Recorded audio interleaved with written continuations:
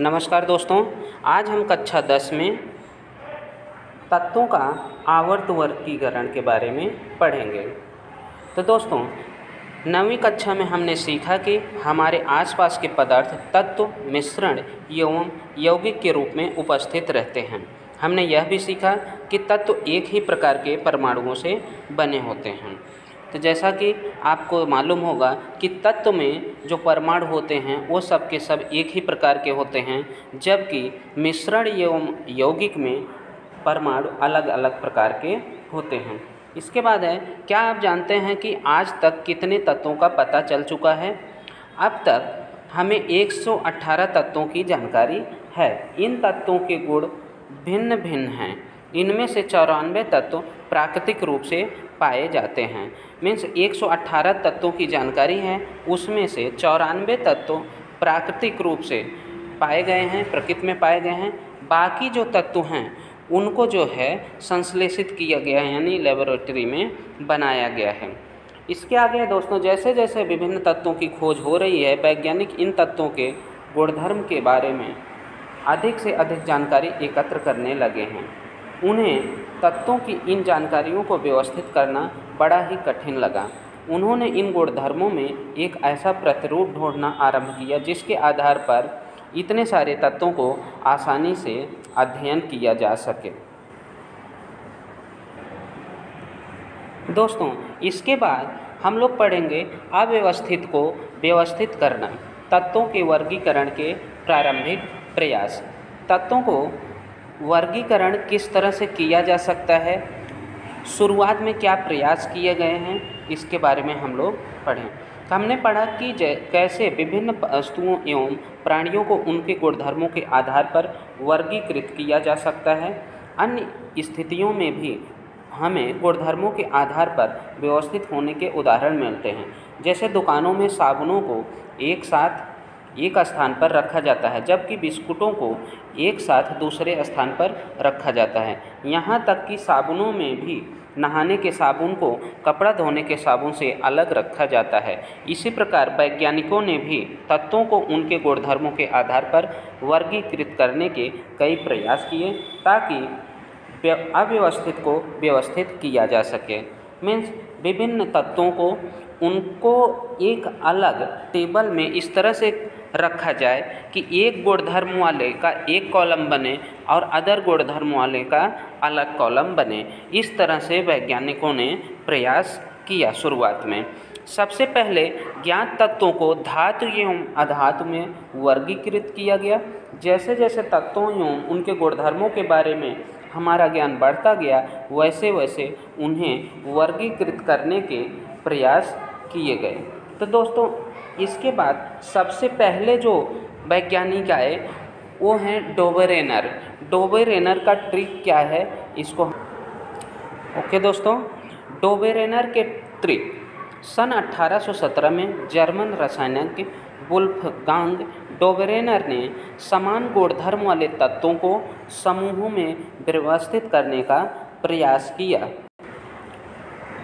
डोबेरेनर ने 3 तत्व वाले समूह को चुना एवं उन समूहों को त्रिक कहा। डोबेरेनर ने बताया कि त्रिक के तीनों तत्वों को उनके परमाणु द्रव्यमान के आरोही क्रम में रखने पर बीच वाले तत्व का परमाणु द्रव्यमान अन्य 2 तत्वों के परमाणु द्रव्यमान का लगभग औसत होता है। उदाहरण के लिए लिथियम, सोडियम और पोटेशियम वाले त्रिक पर ध्यान दिया गया, जिनके परमाणु द्रव्यमान क्या हैं 6.9 किसके लिए है, लिथियम के लिए, 23.0 सोडियम के लिए एंड 39 किसके लिए, पोटेशियम के लिए। अब लिथियम एवं पोटेशियम के परमाणु द्रव्यमानों का औसत क्या है, अगर हम लोग इसको काउंट करें तो ये लगभग सोडियम के परमाणु द्रव्यमान के लगभग आता है। दोस्तों, आपको बताना चाहूँगा कि डोबेरेनर के टाइम में केवल 3 ही ग्रुप ज्ञात थे, लिथियम, सोडियम, पोटेशियम, जैसा कि आप यहाँ टेबल में देख रहे हो। दूसरा ग्रुप था कैल्शियम, स्ट्रैंशियम और वेरियम। तीसरा है क्लोरीन, ब्रोमीन और आयोडीन।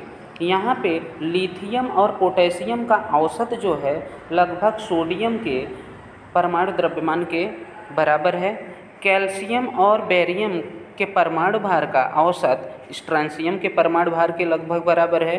क्लोरीन और आयोडीन का परमाणु भार का औसत जो है ब्रोमीन के परमाणु भार के बराबर आता है।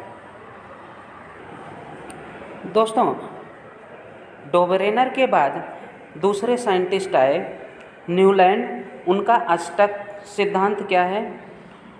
डोबरेनर के प्रयासों ने दूसरे रासायनिकों को तत्वों के गुणधर्मों का उनके परमाणु द्रव्यमान के साथ संबंध स्थापित करने के लिए प्रोत्साहित किया। सन 1866 में अंग्रेज वैज्ञानिक जॉन न्यूलैंड ने ज्ञात तत्वों को परमाणु द्रव्यमान के आरोही क्रम में व्यवस्थित किया। उन्होंने सबसे कम परमाणु द्रव्यमान वाले तत्व हाइड्रोजन से आरंभ किया तथा 56वें तत्व थोरियम पर इसे समाप्त किया। दोस्तों, न्यूलैंड के अष्टक सिद्धांत में जब तत्वों को परमाणु भार के आरोही क्रम में रखा गया तो हर 8वां तत्व का गुणधर्म पहले तत्व के गुणधर्म के समान था।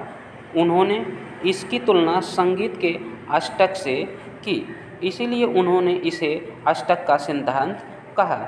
इसे न्यूलैंड का अष्टक सिद्धांत के नाम से जाना जाता है।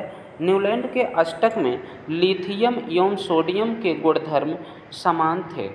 सोडियम लिथियम के बाद 8वां तत्व है। इसी तरह से बेरियम एवं मैग्नीशियम में अधिक समानता है। न्यूलैंड के अष्टक के मूल रूप का एक भाग ये नीचे जो सारणी दी गई है उसमें देखने को मिलती है। ओके दोस्तों, अब हम लोग देखेंगे न्यूलैंड का अष्टक सिद्धांत क्यों सफल नहीं रहा, यानी कि वो सारे तत्वों को अरेंज नहीं कर पाया, उसमें क्या कमियां थी।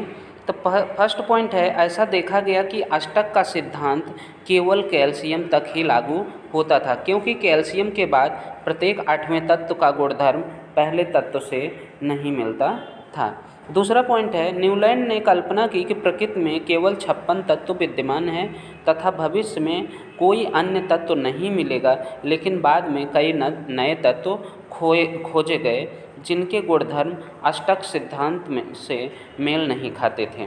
तीसरा है कि सारणी में इन तत्वों को समंजित करने के लिए न्यूलैंड ने 2 तत्वों को एक साथ रख दिया, कुछ असमान तत्वों को एक स्थान में रख दिया। ऐसे उदाहरण हम लोग सारणी में देख सकते हैं। जैसा कि आप सारणी में देखोगे, कोबाल्ट और निकेल एक साथ में हैं तथा इन्हें एक साथ उसी स्तंभ में रखा गया है जिसमें फ्लोरीन, क्लोरीन और ब्रोमीन है। यद्यपि इनके गुणधर्म इन दोनों तत्वों से भिन्न हैं। आयरन को कोबाल्ट एवं निकल से दूर रखा गया है, जबकि इनके गुणधर्म में समानता है। फोर्थ पॉइंट है, इस प्रकार न्यूलैंड अष्टक सिद्धांत केवल हल्के तत्वों के लिए ही लागू हो पाया। इसके बाद लास्ट पॉइंट इसमें आता है, नोबल गैसों की खोज के पश्चात अष्टक का सिद्धांत अप्रासंगिक हो गया, क्योंकि नोबल गैसों की खोज बाद में हुई, उनके लिए उनकी सारणी में कोई जगह ही नहीं मिली। तो आई होप आपको ये वीडियो पसंद आया होगा।